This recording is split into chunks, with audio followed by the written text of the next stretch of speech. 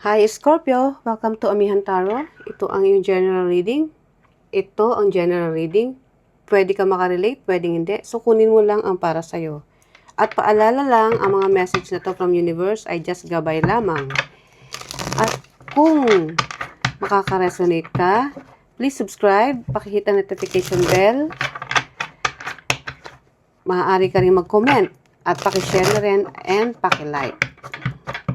So, gabay lamang to ha, Scorpio. Nasa sayo pa rin ang control. Nasa sayo kung paano mo i-apply sa sitwasyon mo sa buhay. So, ang reading na ito ay for this week, July 20 to July 26, 2026. So, let's start. Universe, ano po ang paparating na message kay Scorpio this week? So, ang iyong overall energy, 9 of Cups. Ang iyong opportunity, 9 of Pentacles. Ang iyong challenge, 5 of Swords.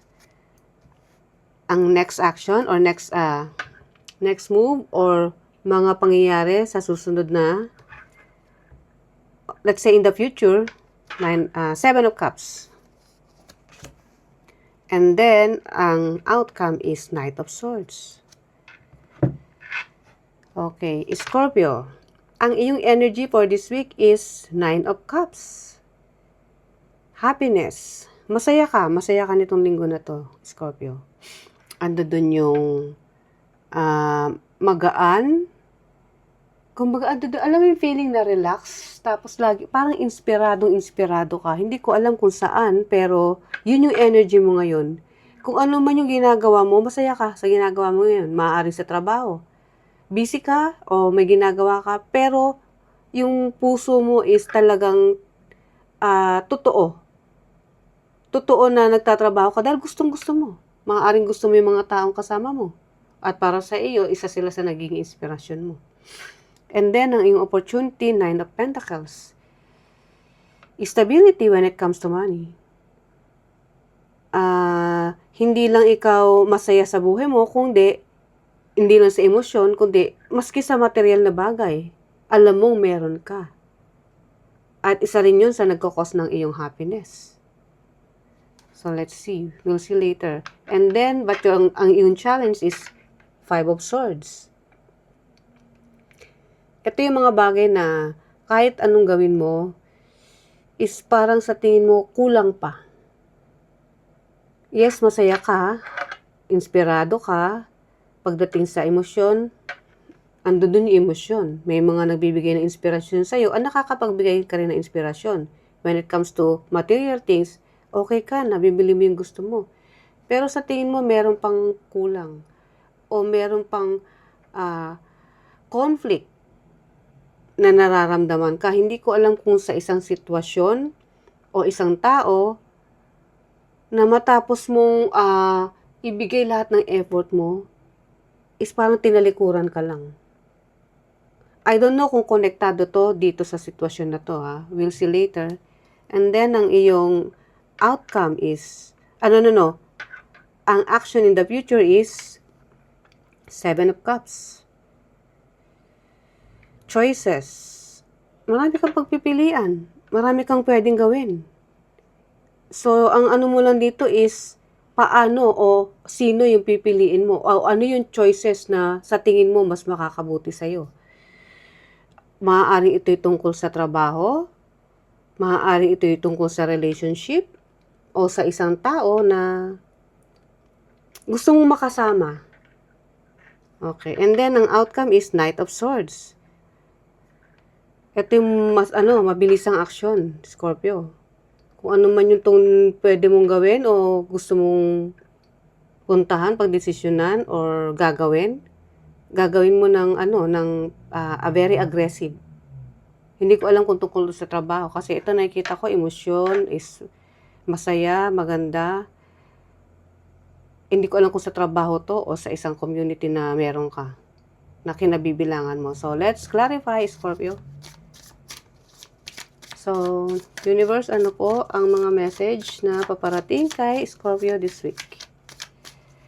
9 of Cups. Kinlarify ng Page of Swords.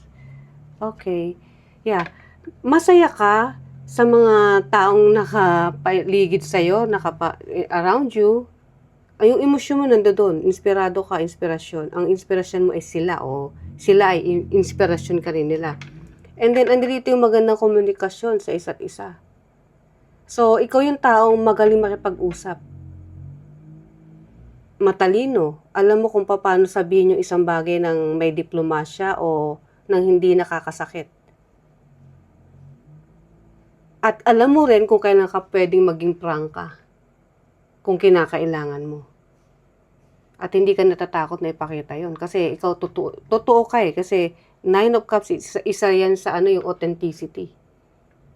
Pinapakita mo kung ano yung totoo. So, kung maganda ang hangarin ng isang tao, sinusuklian mo rin na magandang pakikipag-usap. Pero pag alam mo may konting pang BBS, straightforward ka rin. Pero hindi ka natatakot kung ano yung magiging reaction sa'yo. So, yun yung energy mo this week.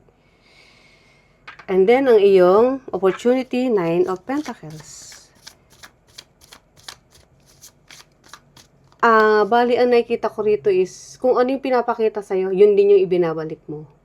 Pinapakitaan ka na mabuti, papakitaan mo na mabuti.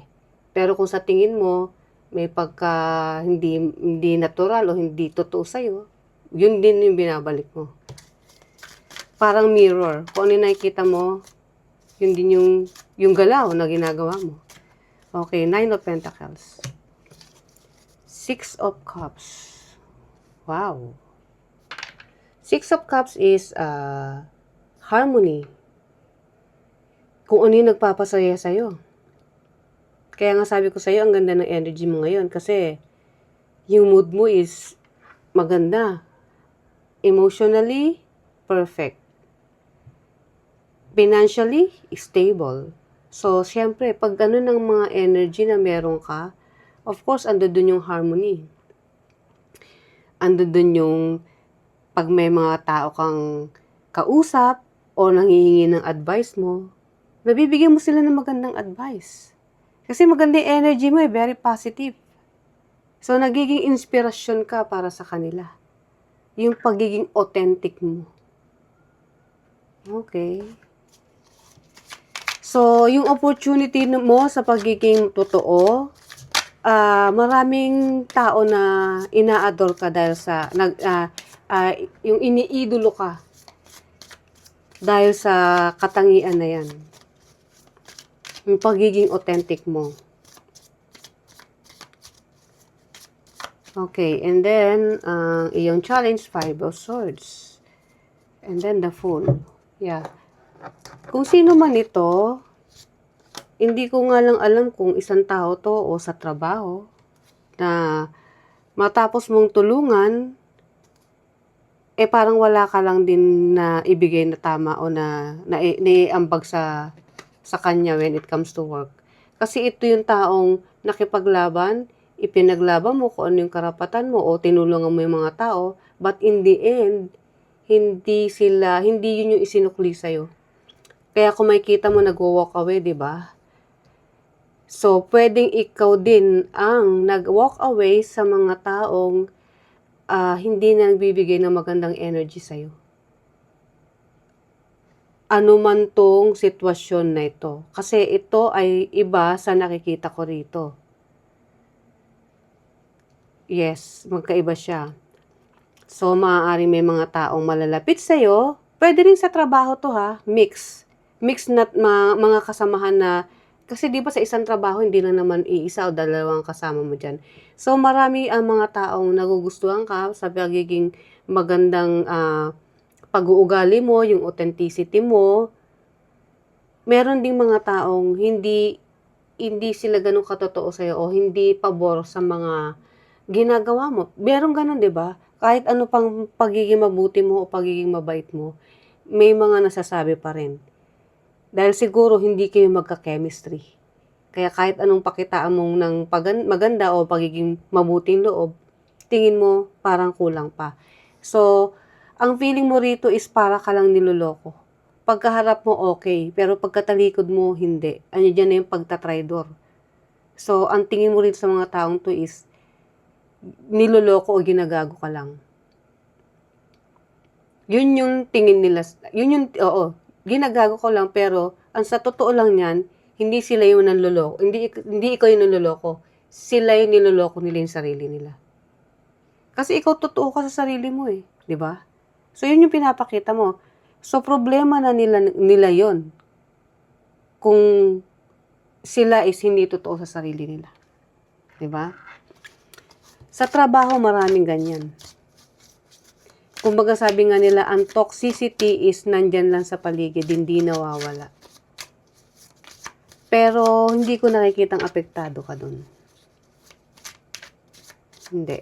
So, mas nangingibabaw pa rin yung mga taong mas nagbibigay ng magandang pakikitungo sa'yo.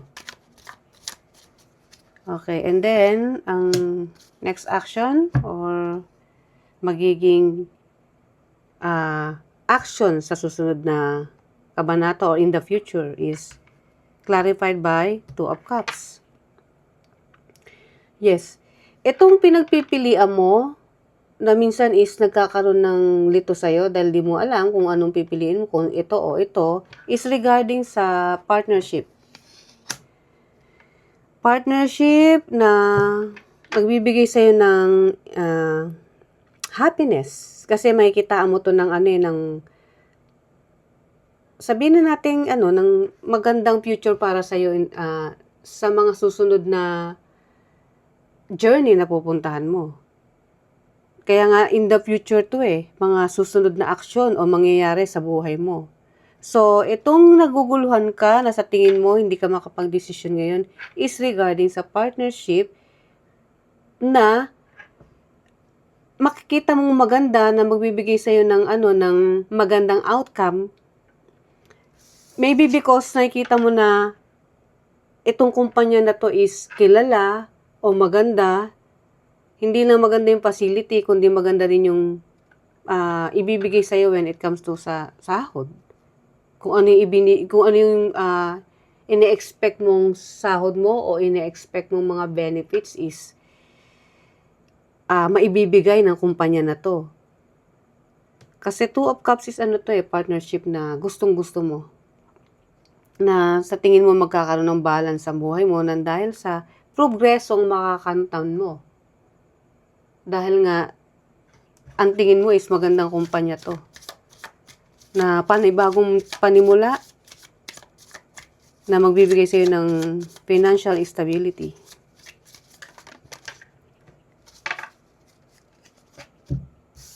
And then, ang outcome is Knight of Swords. Na-clarify sa Five of Wands. Okay. Scorpio. Kung may gusto kang sabihin or aaksyonan ng hindi mo masyado iniisip, medyo preno ng konti. Kung dito magandang energy mo this week, ando doon yung harmony sa mga taong nagbibigay ng inspirasyon sa'yo o nabibigyan mo ng inspirasyon or advice. In the future, kung ayaw mong maulit o mangyari ang mga bagay na medyo nagkakaroon ng conflict sa sitwasyon mo this time, whether isang grupo o mga kaibigan, kasi hindi ko nakikitang konektado to dahil ito is choices when it comes to work or career, na magkaroon ka ng stability, financial stability, kasi ito yung trabaho na gustong-gusto mo, na alam mo na mag-earn ka o magkakaroon ka ng progreso na magpapabago sa buhay mo. But ito, kung sino man itong mga tao na conflict na nagbibigay ng conflict sa'yo, dahan-dahan. Huwag kang basta-basta magsasalita o huwag kang magkaano ng aksyon na sa tingin mo is magkakaroon ng matinding conflict. Kasi nakikita ko yung conflict dito yung arguments. Na hindi ko naman nakikita na physikalan or what, pero maganda na rin yung mag-iingat ka sa mga bibitawan mong salita o magiging action mo laban sa kanila. Kung sino man itong mga to. So, yun yung nakikita ko.